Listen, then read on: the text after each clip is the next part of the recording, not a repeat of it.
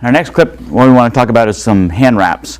Always make sure that your boxers wear their hand wraps when punching the heavy bag, and it's a good idea to actually wear them when you're punching the speed bag as well, and get used to wearing them shadow boxing and other places throughout the gym.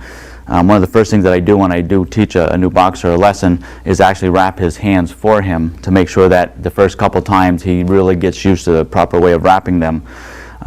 What we try to do is we try to roll up the hand wraps in reverse so that when we put them on, they're a lot easier to put on for the boxer and a lot easier for me to put them on the boxer. What happens is if you don't roll them up and unroll them at a time, then you're dealing with approximately 180 inches of hand wrap that's bouncing around all over and getting tangled as you're trying to put it on.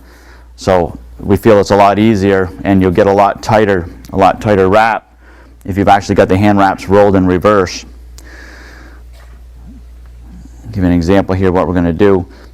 These are what we call the Mexican hand wraps. They're slightly elastic, so you get a lot better fit with them, and they're a little bit longer than the average hand wrap. They're 180 inches, which is basically, of course, 15 feet. So you get a good wrap on your knuckles, on your thumb, and on your wrist. Once you loop that over the thumb and you go this side down, what we're going to do is go around the wrist about 4 times. And so you keep it right close to your hand. And then from there, we're going to work our way up to these big knuckles, keeping your fingers spread. If you don't spread your fingers when you're done, it'll be too tight. If you spread your fingers, then relax them later, you'll have a nice snug fit.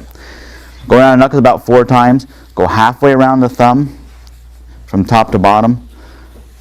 From bottom to top, go halfway around again. Back to those big knuckles 3 or 4 times. We're going to do the thumb twice. I'm going to make a nice cradle for that thumb to sit in.